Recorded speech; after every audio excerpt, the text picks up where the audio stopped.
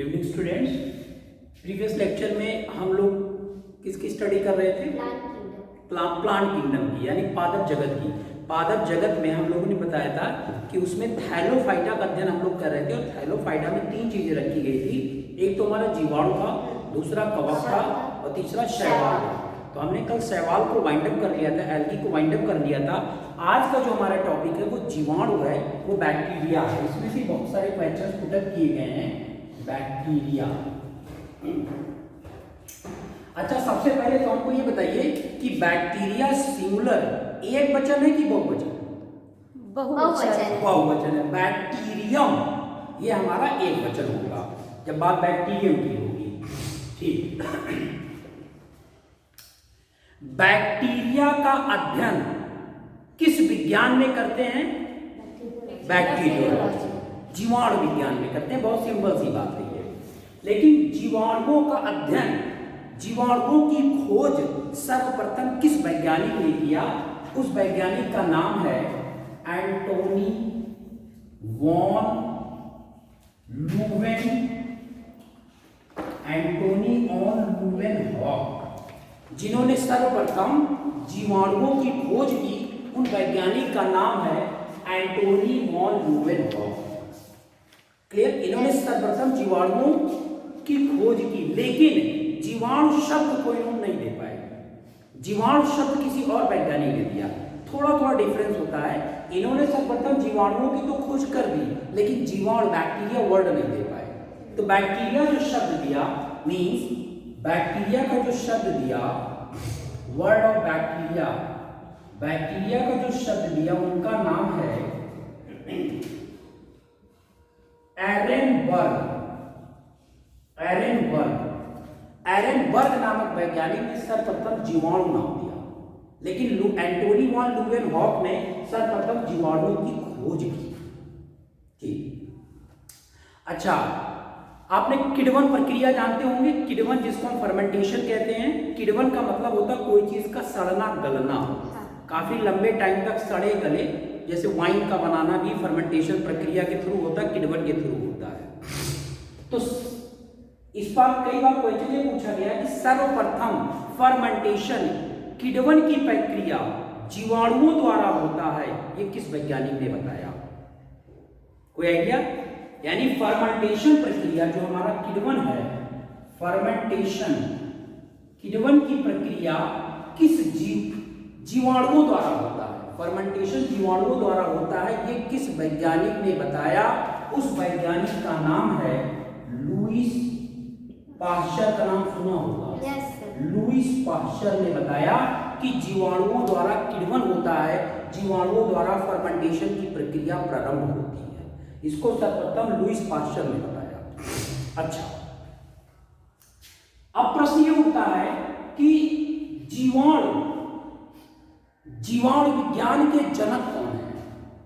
Father of bacteria, जैसे हमने पढ़ लिया father of zoology, father of botany, father of zoology यानी जंतु विज्ञान के जनक अरस्तु हैं और वनस्पति विज्ञान के जनक थियोफ्रेस्टस हैं।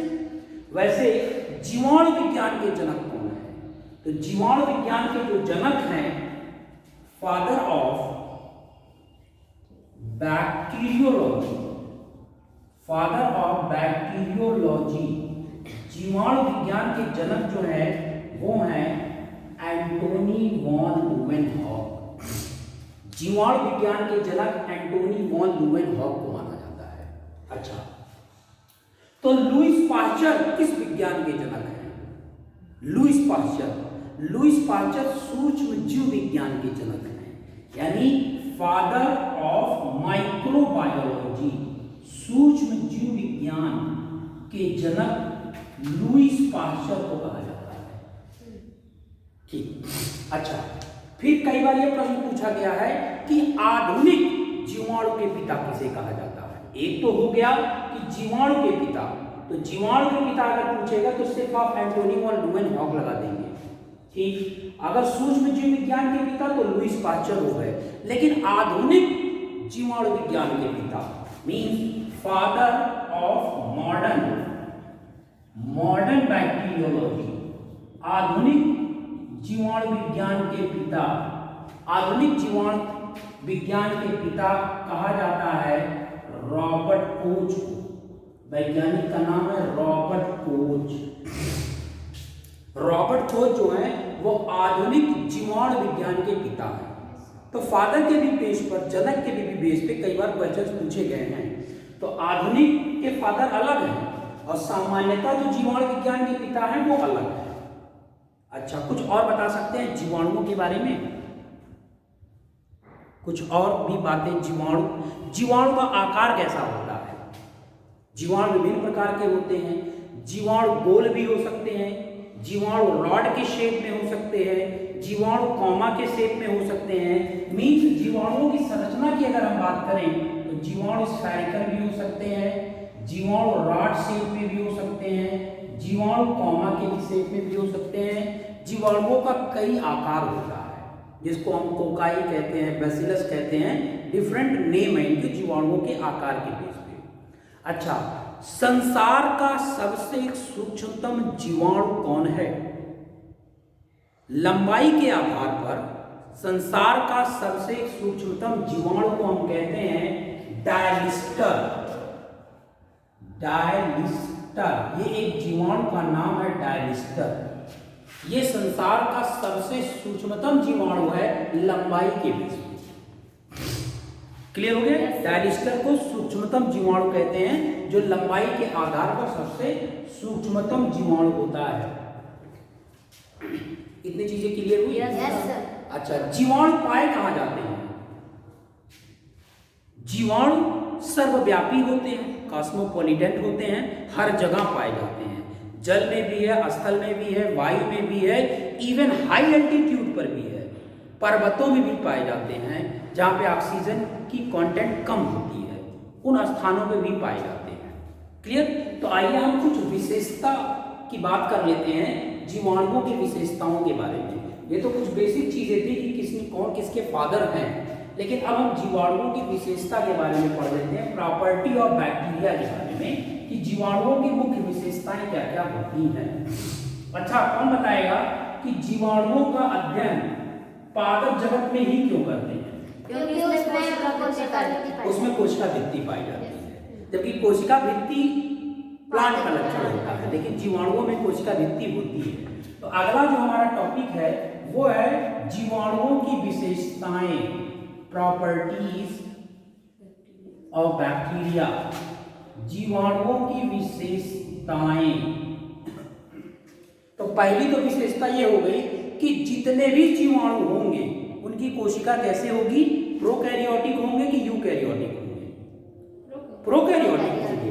तो पहली तो विशेषता ये हो गई कि ये सब प्रोकैरियोटिक होंगे। प्रोकैरियोटिक होंगे। जितने भी जीवाणु होते हैं सभी जीवाणुओं की कोशिका कैसी होती है? प्रोकैरियोटिक प्रकार की होती है। और हमने आपको जब एक अंतर बताए होंगे प्रोकैरियोटिक और यूकैरियोटिक में क्या अंतर है, राइबोसोम के आधार पर बताए होंगे। प्रोकैरियोटिक में कितने प्रकार के राइबोसोम पाए जाते हैं? 70। तो दूसरी प्रॉपर्टी, दूसरी विशेषता ये हो गई कि जितने भी जीवाणु होंगे उसमें 70 प्रकार के राइबोसोम पाए जाएंगे।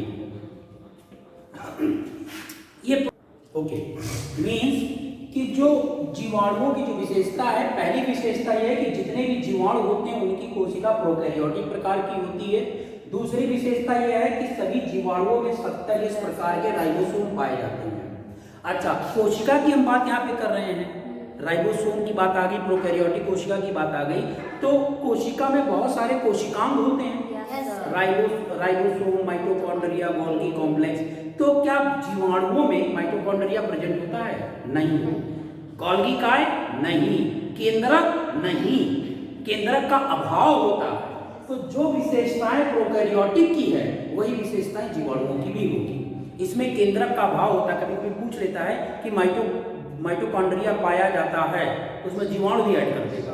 तो जीवाणु में माइटोकॉन्ड्रिया नहीं होगा, गोल्गी काय नहीं होगी, इंडोप्लाज्मिक रेटिकुलम नहीं होगा, अंतःप्रद्रव्यीय जालिका नहीं होगी, और इवन इसमें केंद्रक भी ना के बराबर होगा, केंद्रक का अभाव होगा। तो ये भी इसमें एक विशेषता इनकी ये भी है जीवाणुओं की, ये सारे कोशिकांग इसमें अनुपस्थित होते हैं। तो क्या जीवाणुओं में लवक पाए जाते हैं? प्लास्टिड नहीं पाया जाता है। क्लियर? तो जीवाणुओं में लवक नहीं पाए जाते हैं, जीवाणुओं में राइबोसोम पाया जाता है। क्लियर? अब प्रश्न ये पूछा गया है कि जीवाणुओं में जो राइबोसोम पाया जाता है वो कहाँ पाया जाता है? कोशिका द्रव्य में पाया जाता है, जीव द्रव्य में पाया जाता है, अंतःप्रद्रव्यीय जालिका में पाया जाता है, या माइटोकॉन्ड्रिया में पाया जाता है? कोशिका द्रव्य में नहीं पाया जाता है, ये जीव द्रव्य में पाया जाता है। जो 70 इस प्रकार का राइबोसोम है ये प्रोटोप्लाज्म में पाया जाता है, प्रोटोप्लाज्म जीव द्रव्य में पाया जाता है। 70 इस प्रकार का जो राइबोसोम है ये जीवाणुओं के जीव द्रव्य में होगा, प्रोटोप्लाज्म में होगा। ठीक? अच्छा, ये भी हम जान चुके हैं कि जितने भी जीवाणु होते हैं उनकी जो उनमें कोशिका भित्ति प्रेजेंट होती है, सेल वॉल होता है, कोशिका भित्ति होगी। अब प्रश्न ये पूछा गया है कि कोशिका भित्ति, जीवाणुओं की कोशिका भित्ति किन किन चीजों से मिलकर बनी होती है? कोई आइडिया? जीवाणुओं की कोशिका भित्ति, अच्छा प्लाज्मा मेम्ब्रेन पढ़े हैं, प्लाज्मा झिल्ली पढ़े हैं, कोशिका झिल्ली पढ़े हैं, वो किन किन चीजों से मिलकर बनी होती है? लिपिड और प्रोटीन से बनी होती है। तो सेम वही चीज यहाँ पे है कि जितने भी जीवाणु होंगे उनकी जो कोशिका भित्ति होगी वो प्रोटीन से बनी होगी और लिपिड माने वसा, लिपिड से बनी होगी, इन दोनों से मिलकर बनी होगी। और इसी को हम एक वर्ड में क्या बोल सकते हैं? लिपोप्रोटीन।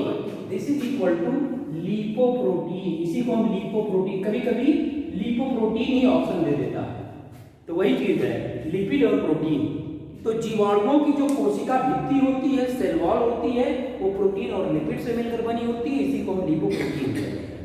अच्छा, कई बार ये प्रश्न पूछा गया है कि इसमें प्रोटीन है और इसमें लिपिड है। ठीक है?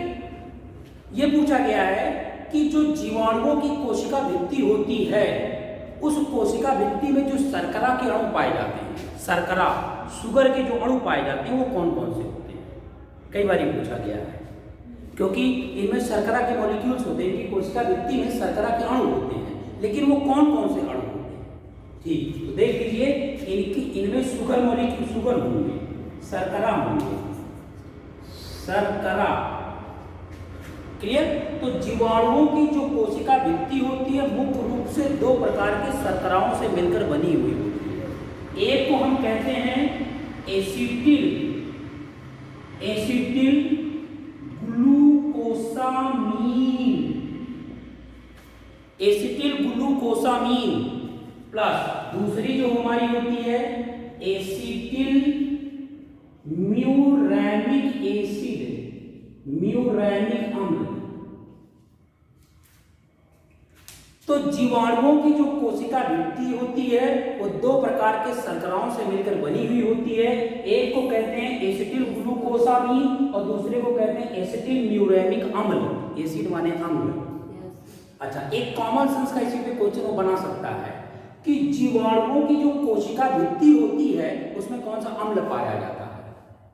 ये अम्ल दिया रहेगा, विकल्प में अम्ल दिया रहेगा एसिटिल म्यूरैनिक अम्ल, एसिटिल म्यूरैनिक अम्ल पाया जाता है। क्लियर? और ये दोनों क्या है? शर्करा के अणु हैं, एक अणु दो अणु, ये दोनों मिल करके कोशिका भित्ति का निर्माण करते हैं, जीवाणुओं की कोशिका भित्ति का निर्माण करते हैं। अच्छा, अगला प्रश्न, क्या जीवाणुओं में फ्लैजेला होता है? फ्लैजेला के बारे में हम लोगों ने डिस्कशन किया है कि फ्लैजेला का क्या काम है? गति करने में। जैसे हमने यूग्लिना पढ़ा होगा तो यूग्लिना में फ्लैजेला होता है, फ्लैजेला उसका गति वाला अंग होता है, ऐसे जीवाणुओं में भी फ्लैजेला होता है। क्लियर? जीवाणुओं में फ्लैजेला होगा। अच्छा, फ्लैजेला एक विशेष प्रकार की प्रोटीन से मिलकर बनी हुई होती है, उस प्रोटीन का क्या नाम है? फ्लैजेलिन प्रोटीन। ये भी हम बता चुके हैं कि फ्लैजेला एक विशेष प्रकार के प्रोटीन से मिलकर बनी हुई होती है, उस प्रोटीन को कहते हैं फ्लैजेलिन प्रोटीन। क्लियर हो गया? अच्छा, क्या जीवाणुओं में न्यूक्लिक अम्ल होते हैं? न्यूक्लिक अम्ल जानते हैं ना? न्यूक्लिक अम्ल जैसे डीएनए, आरएनए। ठीक है? तो इसमें क्या होगा? डीएनए होगा या आरएनए होगा? नहीं, जीवाणुओं में डीएनए होगा। क्लियर? जीवाणुओं में जो न्यूक्लिक अम्ल होगा वो डीएनए होगा। अच्छा, डीएनए तक वो सीमित नहीं रहता है क्योंकि डीएनए सिंगल, एकल भाग में होते हैं और दोहरा कुंडलाकार भी होते हैं। तो क्या जो डीएनए होगा वो डबल स्ट्रैंडेड होगा या सिंगल स्ट्रैंडेड होगा, ये क्वेश्चन पूछा जाता है। दोहरा कुंडलाकार होगा या एकल कुंडलाकार होगा। तो याद रखिएगा दोहरा होगा, यानी जो हमारा जीवाणु होगा उसमें जो हमारा डीएनए होगा वो डीएस डीएनए होगा। डीएनए, डी माने डबल, एस माने स्ट्रैंड, श्रृंखला, स्ट्रैंड माने श्रृंखला। जैसे डीएनए पढ़े होंगे ना ऐसे ऐसे, यही डबल स्ट्रैंड है यही वाला, तो इसमें 2 स्ट्रैंड्स होंगे। तो जो भी हमारा डीएनए होगा जीवाणुओं में वो सिंगल स्ट्रैंडेड नहीं होगा, डबल स्ट्रैंडेड होगा, दोहरा कुंडलाकार डीएनए होगा। इस प्रकार का डीएनए होगा। क्लियर हो गया? ये भी जीवाणुओं की एक विशेषताएं हैं। अच्छा, अगली विशेषता ये है कि आपने सुना होगा ग्राम पॉजिटिव जीवाणु, ग्राम निगेटिव जीवाणु, ये सुना होगा। धनात्मक जीवाणु और ऋणात्मक जीवाणु, ये भी सुना होगा। ठीक, अच्छा, धनात्मक जीवाणु और ऋणात्मक जीवाणु में मुख्य अंतर क्या है? ग्राम पॉजिटिव और ग्राम निगेटिव जीवाणु जो कहते हैं, इस पे भी प्रश्न पूछा गया है कि धनात्मक और ऋणात्मक जीवाणुओं में क्या अंतर होता है। तो आइए यहाँ पे देख लेते हैं धनात्मक और ऋणात्मक, यानी एक को तो हम कहते हैं ग्राम पॉजिटिव बैक्टीरिया यानी धनात्मक जीवाणु, और दूसरे को हम कहते हैं ग्राम निगेटिव जीवाणु, ग्राम निगेटिव बैक्टीरिया।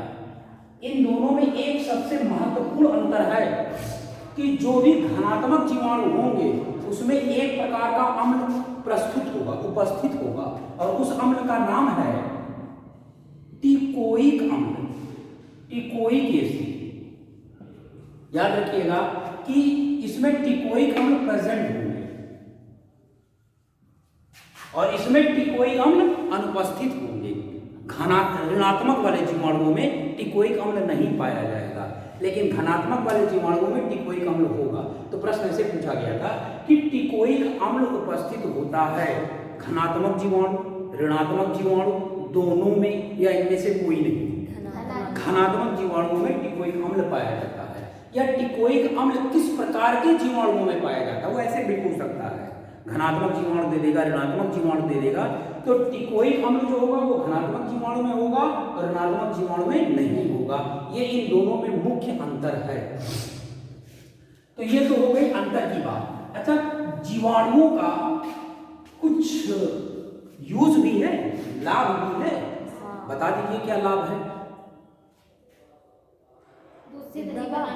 हाँ, सही उन्होंने कहा, यानी कि अगर हम डेयरी की बात करें, डेयरी उद्योग की बात करें, ठीक है, तो डेयरी उद्योग में दूध से दही बनाने में किस जीवाणु का मुख्य योगदान है? लैक्टोबैसिलस। यानी अगर हम मिल्क से कर्ड बना रहे हैं, दही बना रहे हैं, तो सबसे महत्वपूर्ण जो हमारा जीवाणु है वो है लैक्टोबैसिलस बैक्टीरिया। लैक्टोबैसिलस जीवाणु, ये बैक्टीरिया याद रखिएगा, जीवाणु याद रखिएगा। दूध से दही बनाने में लैक्टोबैसिलस जीवाणु का मुख्य भूमिका होता है। यही दूध को दही में परिवर्तित कर देते हैं, दूध में खट्टापन ले आते हैं। अच्छा, ये तो बात, और दूध से ही, इसी दूध से ही हम लोग विभिन्न प्रकार के और भी उत्पाद बनाते हैं, जैसे पनीर है, घी है, मक्खन है, बहुत सारी चीजें बनाते हैं। ठीक, अच्छा, कृषि के क्षेत्र में जीवाणुओं का क्या योगदान है? एग्रीकल्चर के फॉर्म में, कृषि के क्षेत्र में बहुत महत्व। हाँ बताइए। हाँ, कीटनाशक के रूप में नहीं, योगदान क्या है, यूज क्या, लाभ क्या है? जीवाणुओं का कृषि में क्या लाभ है, ये कृषि में कैसे लाभ पहुंचाते हैं? क्योंकि जीवाणु तो कीटनाशक तरीके से, वो तो हम मेडिसिन पे भी जाएंगे तो उस पे आएंगे। ठीक, अच्छा, इसमें क्या होता है कि कुछ विशेष प्रकार के जीवाणु, जैसे एक जीवाणु का नाम है एज़ोटोबैक्टर, ये जीवाणु एज़ोटोबैक्टर। दूसरा जीवाणु हमारा है क्लॉस्ट्रीडियम, क्लॉस्ट्रीडियम, ये दो जीवाणु का नाम है, एज़ोटोबैक्टर और क्लॉस्ट्रीडियम। ये दोनों जीवाणु वायुमंडलीय नाइट्रोजन को, अच्छा, हम बात ये कर रहे थे कि जीवाणुओं का कृषि के क्षेत्र में क्या योगदान है।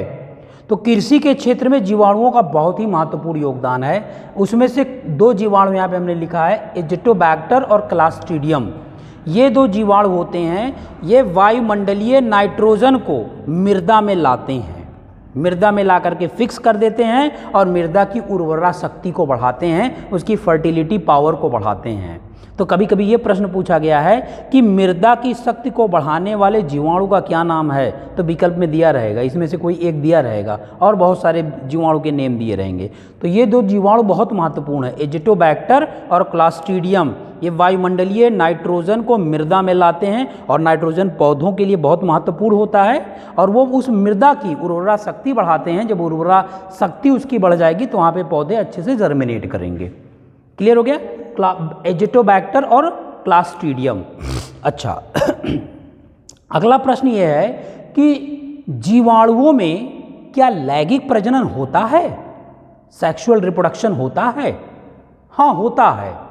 क्लियर?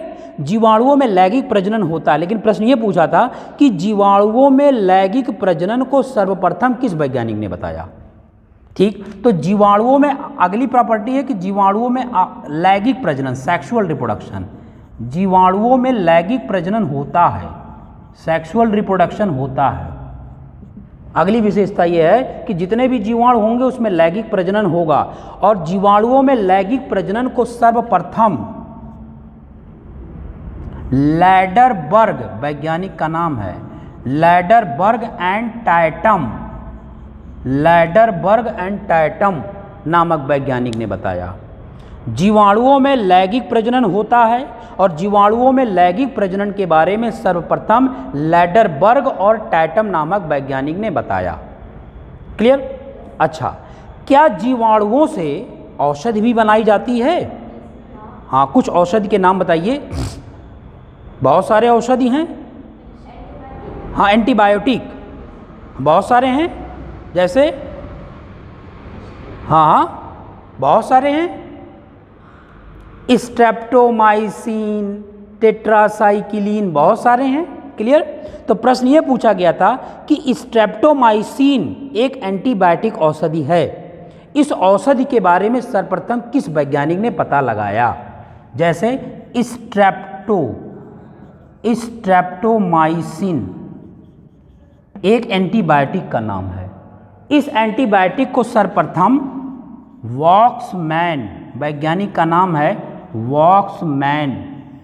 वॉक्समैन नामक वैज्ञानिक ने सर्वप्रथम स्ट्रेप्टोमाइसिन नामक एंटीबायोटिक का पता लगाया।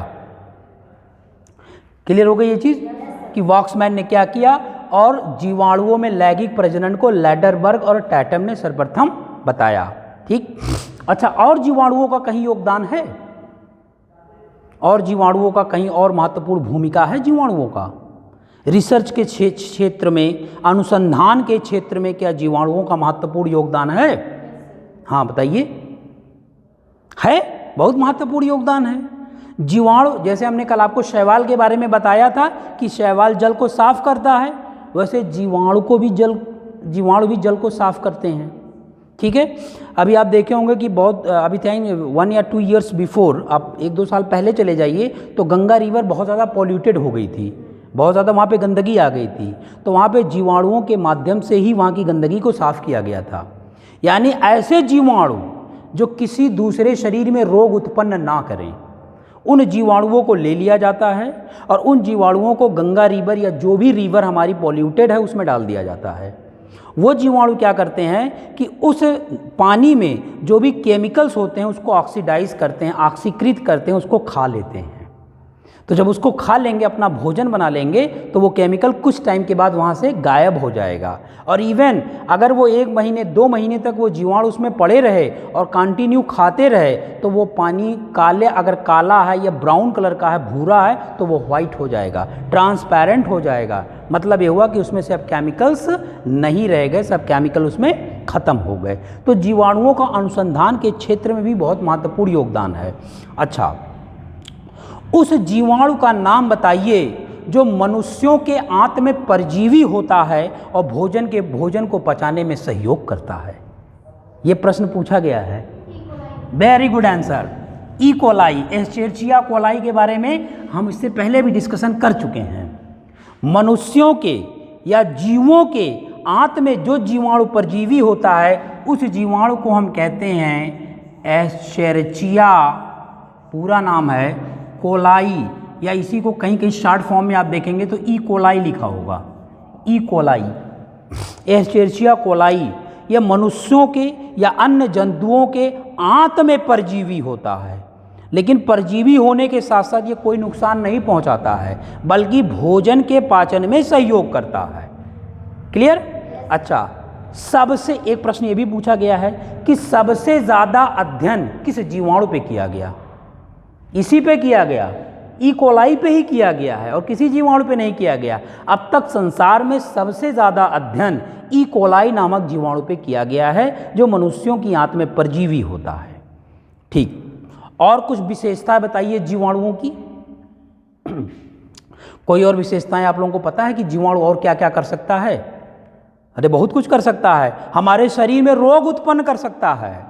ये तो बहुत खतरनाक है। अगर जीवाणु एक तरीके से लाभ पहुंचा रहा है, दूध से दही बना रहा है, और ये जीवाणु हमारे भोजन के पचाने में सहयोग कर रहा है, तो बहुत से ऐसे जीवाणु हैं जो मनुष्यों के शरीर में विभिन्न प्रकार के रोग उत्पन्न कर सकते हैं। अगर जीवाणु, बहुत सारे लेदर फैक्ट्री होती है, चमड़े की फैक्ट्री होती है जहाँ पे लेदर के प्रोडक्ट्स बनाए जाते हैं चमड़े के, वहाँ अगर जीवाणु लग जाता है तो उस चमड़े को ख़राब करने लगता है। क्लियर? तो इस तरीके से वो हमारे जो प्रोडक्ट होते हैं, हमारे जो उत्पाद होते हैं, उनको भी क्षति पहुंचाता है, और साथ साथ मनुष्यों में, जंतुओं में भिन्न प्रकार का रोग उत्पन्न करता है। तो कुछ रोग के नाम बताइए जो एक पर्टिकुलर जीवाणु से होता है। हाँ, ट्यूबरक्यूलोसिस, टीबी। टीबी किस जीवाणु से होता है?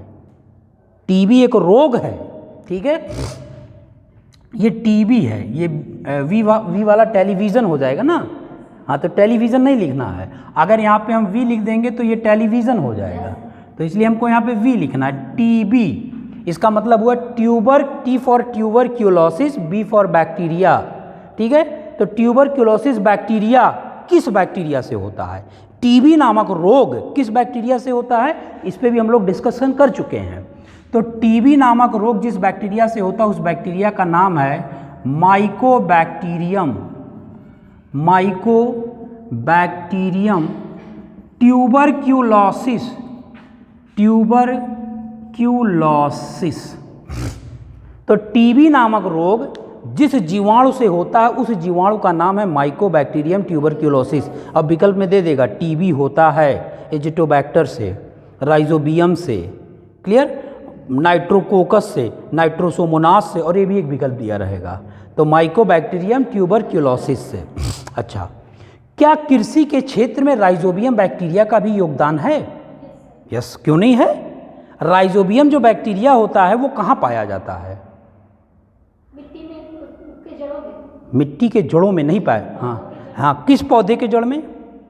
दाल वाले पौधों के, लेगुमिनस इसलिए उसको कहा जाता है, लेग्यूम। याद रखिएगा, कई बार प्रश्न पूछा गया है कि जो राइजोबियम बैक्टीरिया है किस पौधों की जड़ों में पाया जाता है, तो जितने दाल वाले पौधे होते हैं उन दाल वाले पौधों की जड़ों में पाया जाता है। दाल वाले पौधों की जड़ों में गांठें होती हैं, उन गांठों में राइजोबियम बैक्टीरिया निवास करता है, और करता क्या है? वायुमंडलीय नाइट्रोजन को लाता है उस जड़ में, क्लियर, स्थिरीकरण करता है, और बदले में उस पौधे को नाइट्रोजन मिलता है और अपने आप को उससे भोजन लेता है। तो राइजोबियम बैक्टीरिया भी कृषि में बहुत महत्वपूर्ण योगदान करता है, वायुमंडलीय नाइट्रोजन को दाल वाले पौधों की जड़ों में फिक्स करता है। तो याद रखिएगा, राइजोबियम बैक्टीरिया का स्रोत जो है वो दाल वाले पौधों की जड़ें हैं, उसी में पाया जाता है। ठीक, अब यहाँ हम बात कर रहे थे रोगों के बारे में। तो हमारा जो टीबी रोग है वो माइकोबैक्टीरियम ट्यूबरक्यूलोसिस से होता है। और कोई रोग का नाम बताइए जो जीवाणु के माध्यम से होता है? टाइफाइड, सही रोग बताया इन्होंने। टाइफाइड भी जीवाणु जनक रोग है। तो इसी किस जीवाणु से होता है? उस बैक्टीरिया का नाम पूछेगा, पर्टिकुलर वो कौन सा बैक्टीरिया है। बता चुके हैं, साल्मोनेला टाइफी। एक बार अभी रिवाइज हो जा रहा है, साल्मोनेला। ये क्या है? साल्मोनेला वंश है, ये वंश है, और ये इसकी प्रजाति है टाइफी, साल्मोनेला टाइफी। तो साल्मोनेला टाइफी नामक जीवाणु मनुष्यों में टाइफाइड नामक रोग उत्पन्न करता है। और बताइए। अच्छा, फूड पॉइजनिंग का नाम सुना होगा। ठीक है, फूड पॉइजनिंग कहते हैं ना इसको, फूड पॉइजनिंग हो गई है, यानी खाना जो है जहर हो गया है या खाना सड़ उड़ गया है। तो फूड पॉइजनिंग किस जीवाणु से होता है?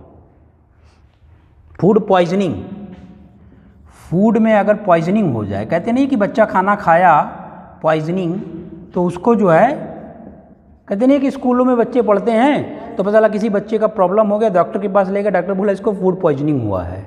तो फूड पॉइजनिंग किया कौन? बैक्टीरिया ने किया, जीवाणु ने किया। उस जीवाणु का क्या नाम है? उस जीवाणु का नाम है क्लॉस्ट्रीडियम। क्लॉस्ट्रीडियम ये वंश है।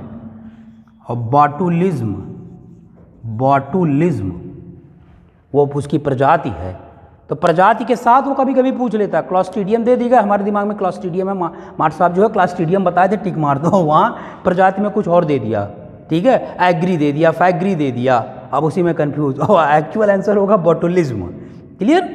तो मतलब मार साहब ही कहेंगे। और तो जो फूड पॉइजनिंग होगा, वो फूड पॉइजनिंग जो होगा क्लॉस्ट्रीडियम बॉटुलिज्म नामक जीवाणु से होगा। अच्छा, और कोई रोग बताइए जो जीवाणु के माध्यम से होता है? Tetanus, tetanus. कहीं कट उठ जाता है लोहे से तो कहते हैं इंजेक्शन जाके लगवा लो भाई। क्यों कहते हैं? क्योंकि वो जो कट जाता है तो जो आयरन होता है ना, रस्ट, जो भी जिसमें जंग लग जाता है, लोहों पे जो जंग लग जाता है, वहाँ पे कुछ विशेष प्रकार के जीवाणु आके निवास करने लगते हैं। तो उस जब वो लगता है तो उसके साथ जीवाणु भी शरीर के अंदर चले जाते हैं, और अगर नहीं किया गया तो वो पकने लगते हैं, घाव हो जाता है, उसी को हम टिटेनस कहते हैं। तो टिटेनस किस जीवाणु से होता है? उस जीवाणु का नाम है क्लॉस्ट्रीडियम। देखो प्रजाति उसकी वंश बहुत जगह आ रही है, क्लॉस्ट्रीडियम, लेकिन प्रजाति अलग होगी, टिटैनी। टिटेनस से बन गया टिटैनी, इसी प्रजाति से आ गया टिटेनस। तो जो टिटेनस रोग होगा वो क्लॉस्ट्रीडियम टिटैनी नामक जीवाणु से होगा। और कोई रोग बताइए जो जीवाणुओं के माध्यम से होता है? हाँ, लाइक्रोस्कोपी और एड्स विषाणु के द्वारा होता है। और कॉलरा, कॉलरा नाम सुना है? कहते नहीं फलाने को कॉलरा हो गया है। क्लियर? तो कॉलरा नामक रोग किस जीवाणु से होता है? उस जीवाणु का नाम है विब्रियो कॉलेरी। ये विब्रियो वंश है, कॉलेरी, विब्रियो कॉलेरी। क्लियर? जब भी देख लो प्रजाति में कॉलेरी, टिटैनी लिखा हो बस टिक मार दो। लेकिन ध्यान देना, कभी कभी बहुत चालाक होते हैं पीसीएस वाले, ये बदल देंगे, कहेंगे टिटैनी पे टिक मारेगा, इसको एजेटोबैक्टर टिटैनी कर दो। वहीं गलत हो गया। ठीक है, पढ़ के आया होगा कॉलेरी, तो यहीं से उठा लेगा कॉलेरी और पूछ रहा कॉलरा, बस यहाँ पे लिख देगा वो साल्मोनेला। ठीक है, तो वहाँ हो गया गड़बड़। ठीक है, तो इस चीज़ को ध्यान देना होगा कि वंश भी ध्यान दे। सब बड़े होशियार होते हैं बनाने वाले, ऐसे कंफ्यूज करते हैं वो सब। ठीक, वो क्योंकि वो बच्चों के माइंड को पढ़ लेते हैं, जानते हैं कि कुछ बच्चे ऐसे होंगे कि जो परीक्षा की दृष्टि से कुछ पेपर्स आते हैं उसको जल्दी जल्दी पढ़ लिए होंगे। देखा कॉलरा, कॉलेरी, मार दो टिक, ये देखा ही नहीं यहाँ क्या है, एजेटोबैक्टर है कि क्या है यहाँ पे। तो उसकी वंश भी देखनी होगी, उसकी प्रजाति भी देखनी होगी, तभी एग्जैक्ट आंसर वहाँ पे आएगा।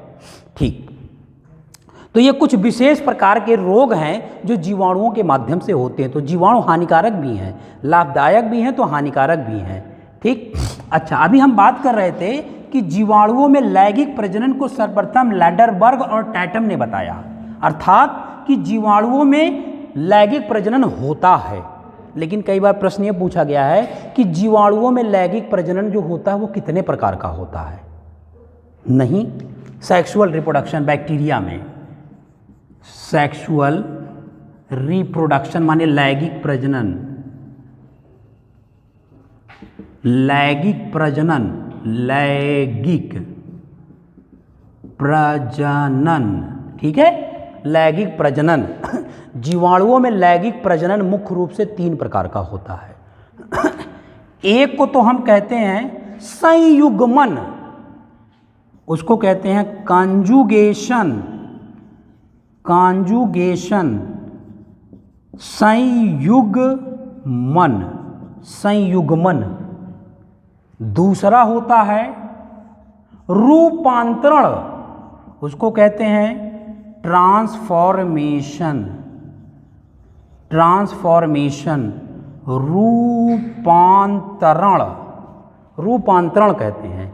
तीसरा जो होता है उसको हम कहते हैं, हिंदी में भी उसको यही कहते हैं, ट्रांसडक्शन, ट्रांसडक्शन। तो यस, जीवाणुओं में लैंगिक प्रजनन होता है और जीवाणुओं में लैंगिक प्रजनन 3 माध्यम से होता है, संयुग्मन माध्यम, रूपांतरण माध्यम और ट्रांसडक्शन माध्यम। लेकिन इन तीनों में अलग अलग अंतर है, भिन्न प्रकार का अंतर है। अच्छा, अगर हम गंगा नदी में या जो भी नदियां हमारी पॉल्यूटेड हैं उसमें अगर हम जीवाणु भोजी को डाल दें तो क्या होगा? पानी शुद्ध हो जाएगा। She is right. जीवाणु भोजी मतलब क्या हुआ? जीवाणु भोजी क्या है? जीवाणु भोजी एक जीवाणु है, प्रोटोजोआ है या विषाणु है या इनमें से कोई नहीं है? ना ना ना ना, जीवाणु भोजी एक विषाणु है। याद रखिएगा, जीवाणुओं को खाने वाला, जीवाणु भोजी मतलब जीवाणुओं को खाने वाला, तो जीवाणुओं को विषाणु खाएगा। क्लियर? तो कई बार जीवाणु से हम कंफ्यूज हो जाते हैं, उसको जीवाणु ही लिख देते हैं। जीवाणु भोजी इसलिए उसको बैक्टीरियोफाज कहते हैं। बैक्टीरियोफाज याद रखिएगा, ताकि ये कॉन्सेप्ट यहीं पे क्लियर कर दे रहे हैं। बैक्टीरियोफाज उसको कहा जाता है। बैक्टीरियो माने बैक्टीरिया, जीवाणु, और फाज का मतलब होता है इंगल्फ, निगलने वाला, जो जीवाणु को निगल जाए, खा जाए।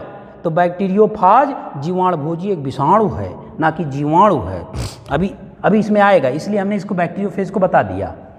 कंजुगेशन संयुग्मन माध्यम से।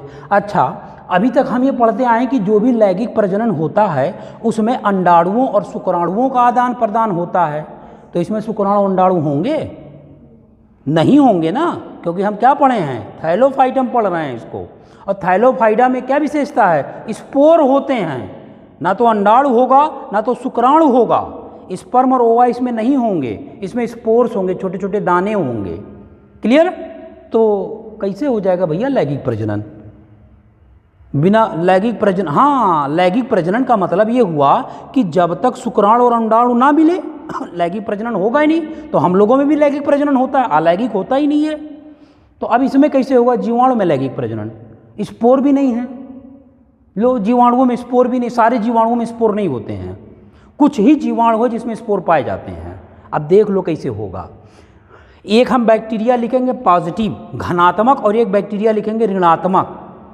ठीक है? जो घनात्मक होगा वो क्या होगा? ग्राही होगा, देने वाला।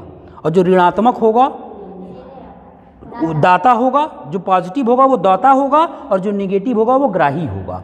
तो मान लो भैया यहाँ पे एक बैक्टीरिया ये है और एक बैक्टीरिया ये है, 2 बैक्टीरिया है, इसमें प्रजनन हो रहा है और लैंगिक प्रजनन।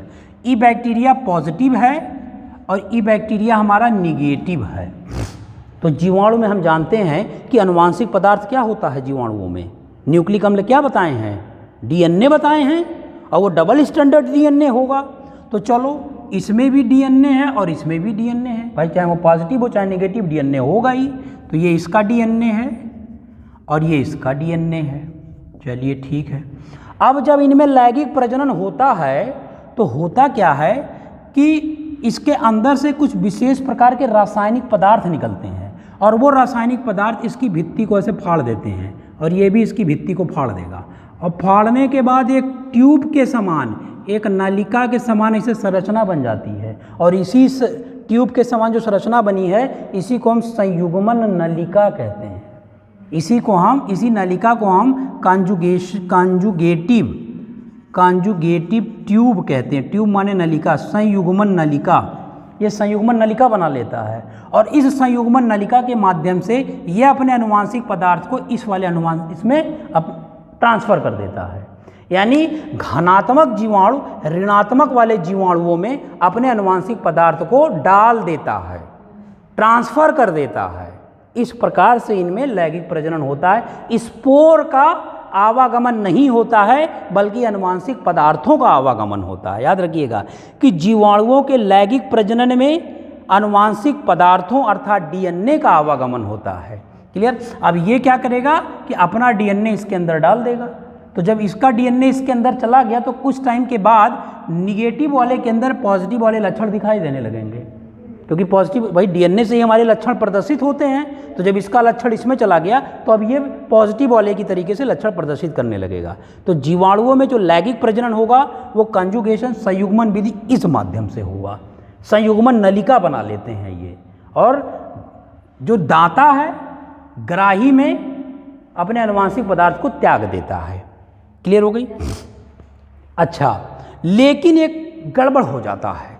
गड़बड़ ये हो जाता है कि जब ये भाई अगर ये अपने आनुवांशिक पदार्थ को इसमें त्याग दिया और त्यागने के बाद में ये आगे चल करके फिर एक नया बैक्टीरिया बना लेगा, तो फिर इतनी विधियों की आवश्यकता क्या हुई? हटा देना था इनको। 3 विधि क्यों रखे? प्रॉब्लम ये आई कि ये पूर्ण रूप से अपने आनुवांशिक पदार्थ को उसमें त्याग नहीं पाता है। जब पूर्ण रूप से अपने आनुवांशिक पदार्थ को त्याग नहीं पाता है तो दूसरी विधि आ गई। दूसरी विधि हो गई रूपांतरण, ट्रांसफर करना। इस विधि में क्या होता है कि जो धनात्मक वाला जीवाणु है ऋणात्मक वाले जीवाणु में, ठीक है, पूर्ण रूप से अपने आनुवांशिक पदार्थ को त्याग देता है। ठीक। अच्छा, ये तो वैज्ञानिकों ने कहा त्याग देता है, ठीक है। तीसरा विधि फिर आ गया ट्रांसडक्शन। अब इसमें ये हुआ कि ये लोग बहुत त्याग देता चिल्ला रहे हैं, चलो एक्सपेरिमेंट करके देखते हैं कि सही में त्याग देता है। तो उन्होंने तीसरा विधि लिया है ट्रांसडक्शन। ठीक है। अभी अब ट्रांसडक्शन जब लेकर के आए तो यहीं जीवाणु भोजी आ गया। अब यहीं से इस ट्रांसडक्शन में जीवाणु भोजी को पढ़ना है। इसका मतलब ये हुआ कि जब एक विषाणु किसी जीवाणु पे हमला करता है तो विषाणु में भी आनुवांशिक पदार्थ होते हैं और जीवाणुओं में भी आनुवांशिक पदार्थ होते हैं। तो विषाणु अपने आनुवांशिक पदार्थ को जीवाणुओं में त्याग देता है। त्यागने के बाद विषाणु की जो आनुवांशिक पदार्थ होता है वो जीवाणुओं में भी आ गया, और जीवाणु में पहले से भी आनुवांशिक पदार्थ है। तो आगे चल करके उसके डीएनए को अपने जैसा बना लेगा। कौन? विषाणु। ठीक है। लेकिन उस जीवाणु का कुछ अवशेष डीएनए का विषाणुओं में रह जाता है। क्लियर। अब आइए हम यहाँ पे देख लेते हैं ट्रांसडक्शन होता कैसे है। इसमें जीवाणु भोजी के बारे में देख लेते हैं ट्रांसडक्शन होता कैसे है। ट्रांसडक्शन में ये होता है, अच्छा आपने विषाणु की संरचना देखी है, वायरस की संरचना देखी होगी। ठीक है। एक सिंपल सा संरचना होता है, कुछ करना नहीं है। इसे बेंजीन का स्ट्रक्चर बना दो, जो बेंजीन होता है इसे करके ऐसे ऐसे ऐसे ऐसे ऐसे और ये ऐसे और ऐसे, ये विषाणु की संरचना है। जर्नली अलग अलग विषाणुओं की अलग अलग संरचना होती है। जैसे एड्स, HIV वायरस गोलाकार होता है, कोरोना गोल होता है। क्लियर। ये सामान्य एक लक्षण है। इसी में इसका आनुवांशिक पदार्थ होगा। अब विषाणुओं में कितने भाग होते हैं? 3 भाग होते हैं। ये विषाणुओं का हेड भाग है, सिरा भाग है, ये इसका मध्य भाग है, मिडिल पार्ट है, ये इसका पुच्छ भाग है, टेल भाग है। तो विषाणुओं में 3 भाग होते हैं। जब विषाणु जीवाणुओं पे हमला करता है तो यही अपने पुच्छ के माध्यम से उस पर चिपक जाता है और इसी पुच्छ को उसी में पेनिट्रेट धंसा देता है, और जब धंसा देता है तो इसका आनुवांशिक पदार्थ होते हुए उसमें चला जाता है, बाकी ये बाहर ही रह जाता है, ये अंदर नहीं जाता है। कभी भी विषाणु किसी पर भी हमला करेगा, चाहे हमारे शरीर पे हमला करे, किसी पे भी हमला करे, पूर्ण रूप से अंदर नहीं जाता है। ये अपने पुच्छ से उसमें धंसा देगा और अपने आनुवांशिक पदार्थ को उसमें छोड़ देगा। अब यही आनुवांशिक पदार्थ आगे चल करके विभाजन होगा, विभाजन करके परिपक्व होगा, परिपक्व होकर के बहुत सारे विषाणुओं को बना ले लेगा, क्योंकि इसमें स्पर्म और ओवा का लोचा है ही नहीं। डायरेक्ट आनुवांशिक पदार्थ विभाजित होकर के एक नए विषाणु को बना लेते हैं। क्लियर हो गया। अच्छा, अब मान लीजिए भैया कि हम देखने जा रहे हैं कि लाइफ साइकिल ऑफ बैक्टीरियोफाज, यानी जीवाणु भोजी का जीवन चक्र, लाइफ साइकिल ऑफ बैक्टीरियोफाज, जीवाणु भोजी का जीवन चक्र कैसे चलता है।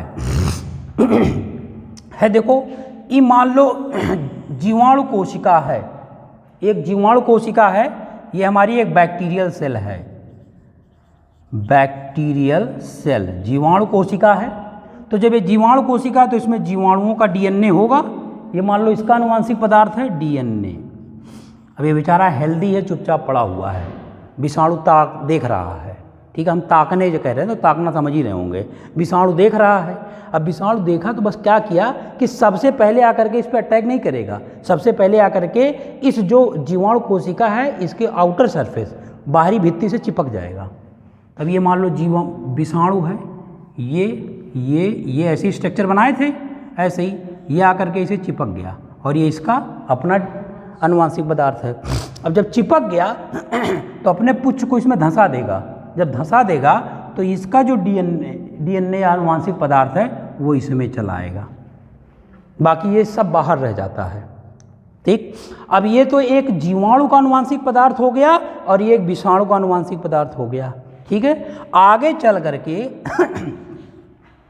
ये क्या करते हैं कि ये जो जीवाणु का डीएनए है विषाणु अपने अनुरूप अपनी तरह कर लेता है, अपने तरीके से बना लेगा, एक कर रह जाएगा। कुछ टाइम के बाद ये आगे चलेंगे और ये मैच्योर होने लगेंगे, विभाजित करेंगे और परिपक्व होने लगेंगे। जब परिपक्व होंगे तो ढेर सारे विषाणु ऐसे बन जाएंगे, ढेर सारे। लेकिन ये जो विषाणु इसमें बन रहे हैं इसके आनुवांशिक पदार्थ में बैक्टीरिया का भी आनुवांशिक पदार्थ है, दोनों आनुवांशिक पदार्थ मिले हुए हैं, ठीक। अब ये कुछ टाइम के बाद ये विषाणु क्या करेंगे, कुछ तरल पदार्थ सिक्रीट करेंगे, निकालेंगे और ये बैक्टीरिया की कोशिका भित्ति, ये जो बैक्टीरिया की सेल वॉल है इसको रैप्चर फाड़ देंगे और फाड़ने के बाद में ये बाहर निकल आएंगे ऐसे करके, और जब बाहर निकल आएंगे तो फिर अटैक कर देंगे इसी पे। यही लाइफ साइकिल है इसकी और ये चक्र बार बार चलता रहता है। तो अब देखिए इसमें कितनी अवस्थाएं आई। सबसे पहले विषाणु जीवाणु की कोशिका पे क्या किया, चिपका, तो इसको बोल देंगे पहली अवस्था चिपकना, अटैचमेंट। दूसरा इसने क्या किया, इसमें इंजेक्ट किया, छेद किया, तो दूसरी अवस्था हो जाएगी पिंट्रेशन, छेदना या भेदना, इसी को कहते हैं। क्लियर। फिर देखो क्या किया, जब ये छेद दिया इसमें डीएनए डाल दिया तो ये इसको जैव संश्लेषित करेगा, अपने अनुरूप बनाएगा, तो तीसरी अवस्था हो गई जैव संश्लेषण, बायोसिंथेसिस, जैव संश्लेषण हो गई। फिर जब जैव संश्लेषण हो गया तो ये जो जीवाणु हैं, अब ये जीवाणु रहने के विषाणु होंगे, अब ये परिपक्व होंगे ना, यहाँ पे देखो बड़े हो रहे हैं, तो अगली अवस्था हो गई परिपक्वता अवस्था, मैचुरेशन अवस्था, परिपक्व हो गए। अब जब परिपक्व हो गए तो ये कुछ रासायनिक पदार्थ निकालेगा, इसकी भित्ति को फाड़ देगा, और जब फाड़ देगा तो ये बाहर निकल आएंगे, तो रिलीज हो जाएंगे। तो अगली अवस्था हो गई रिलीजिंग, बाहर निकल आए। तो 5 अवस्थाएं होती हैं जीवाणु भोजी की। जब जीवन चक्र हम चलाते हैं तो उसमें 5 अवस्थाएं हैं, अटैचमेंट, पिंट्रेशन, बायोसिंथेसिस, मैचुरेशन और रिलीजिंग, यही सेम अवस्थाएं हैं। तो बैक्टीरियोफाज या जीवाणु भोजी एक जीवाणु नहीं बल्कि एक विषाणु होता है। क्लियर। अच्छा, जीवाणु और विषाणु में क्या अंतर है, जीवाणुओं और विषाणुओं में क्या अंतर है? यस, इन्होंने सही कहा, ठीक है। और जीवाणु कोई कड़ी नहीं है, विषाणु जो होता है सजीव और निर्जीव के बीच की कड़ी है, मिट्टी में पड़ा है, कहीं भी पड़ा मरा है, लेकिन जब उसको होस्ट सेल जीवित कोशिका के संपर्क में आएगा तो वो जिंदा हो जाता है। क्लियर। तो हम लोग आज के लिए इतना ही रहने देते हैं, तो the rest part we will start tomorrow, ठीक है। आई थिंक फंगी होगा।